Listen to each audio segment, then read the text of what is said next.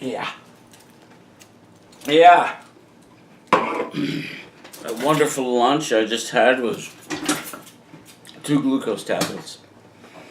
Because I don't feel like eating anything. To be blunt, if it was up to me, the state of everything the way it is, I'd just prefer not eating. You know, there's no light. Didn't turn the overhead light on.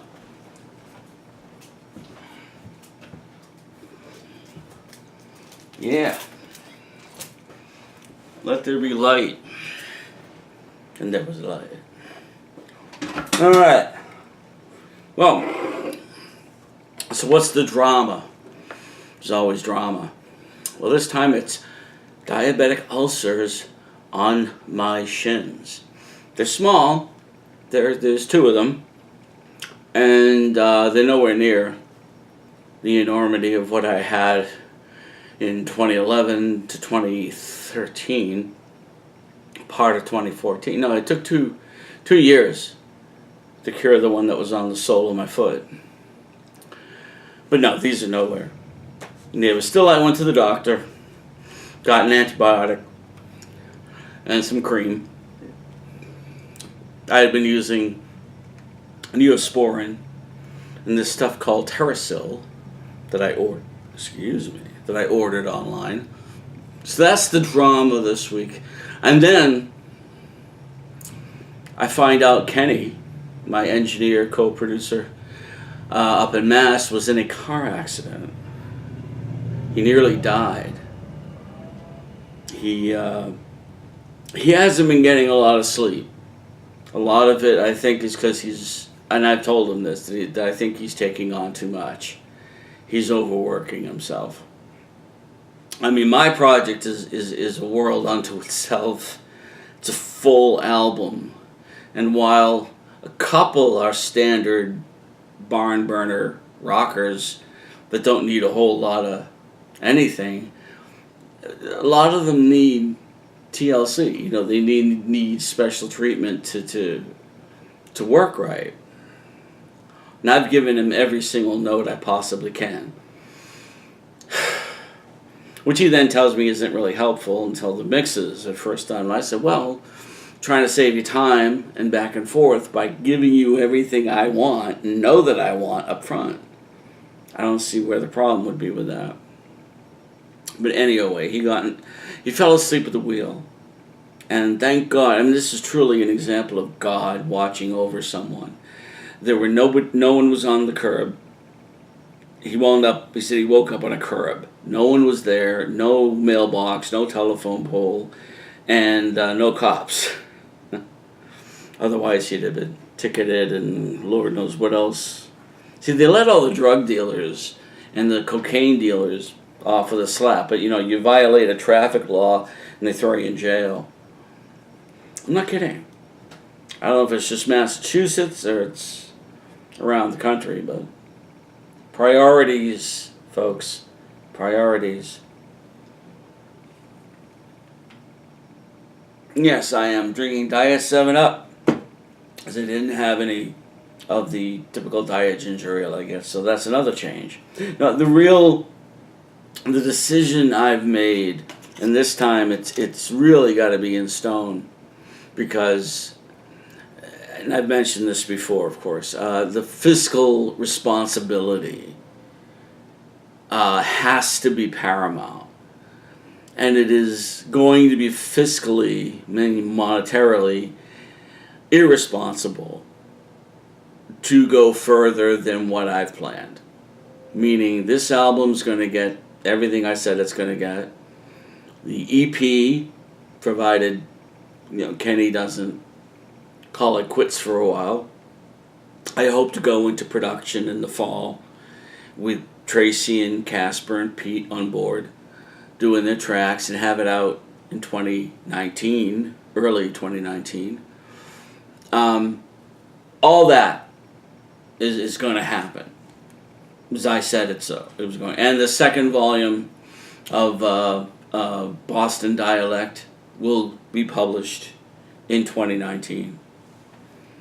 But that's it. The rest of the work the poetry that there's thousands, folks, of poems I've written that I'm not going to publish in my lifetime, simply because it costs too much money, and I don't get a dime of it back. And that's really it. It's not about, oh, I'm tired of it all.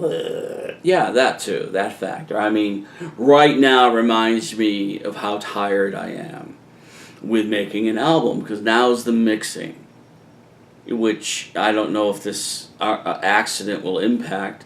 Kenny had thought he would have first mixes for me at the end of this week. Right now it's Thursday. Or next week. Okay. What that means is the listening starts. The listening.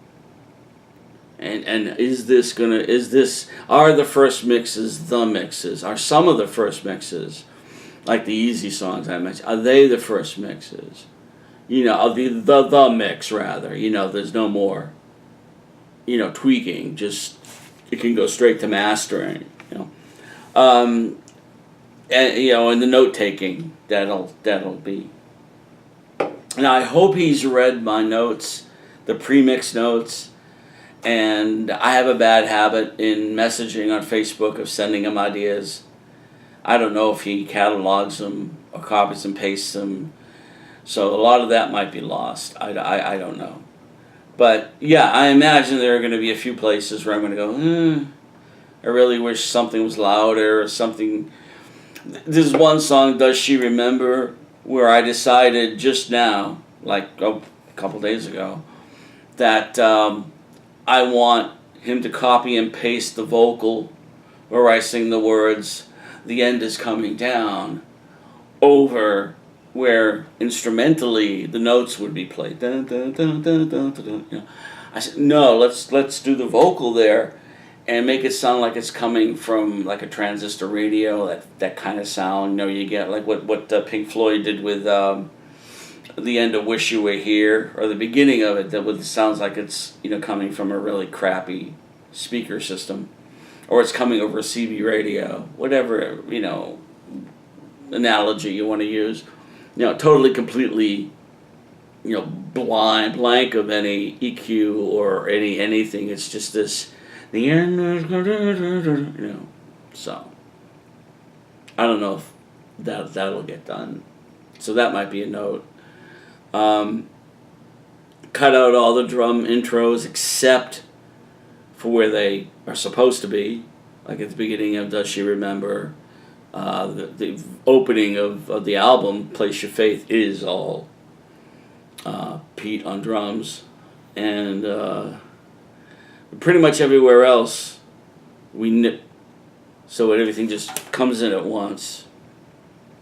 I like that.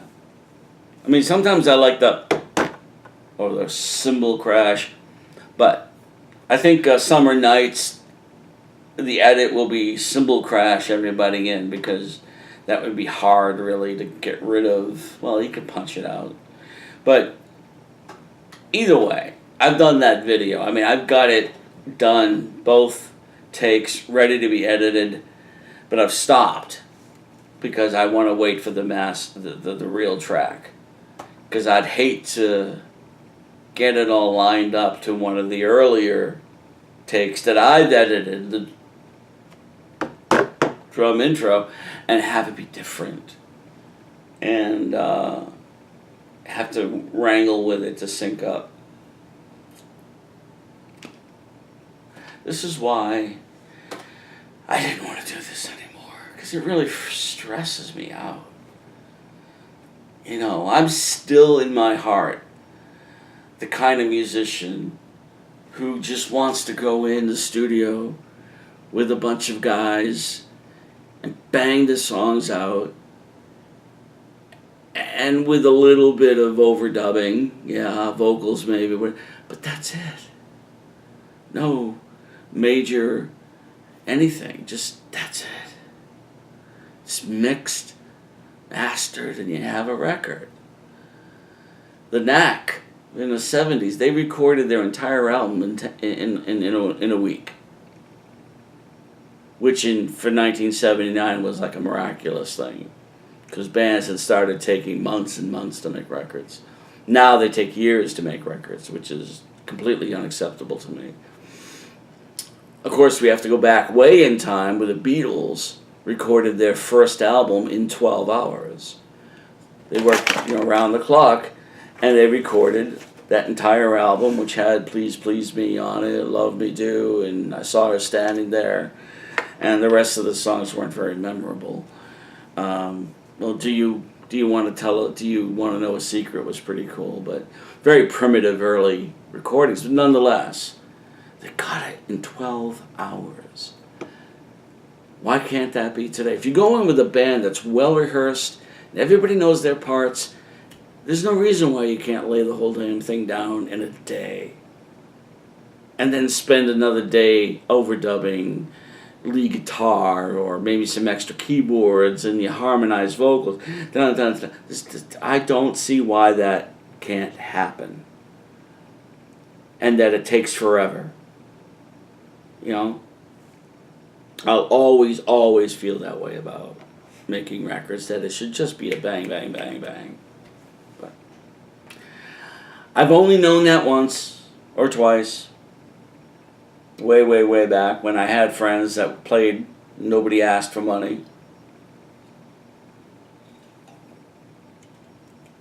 We all just were pals and we played on each other's records. We'd go in, we'd know everything backwards and forwards. We'd rehearse 3 nights a week, even if it was just 2 songs, and bang, bang, bang, and bang. Then we went in and we did I Can't See My Dreams, Pop Musician, Fool's Game,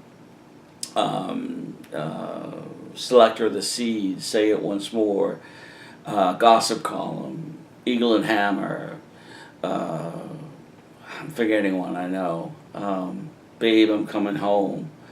All those songs. We just played them. Nobody had to do, I don't even recall there being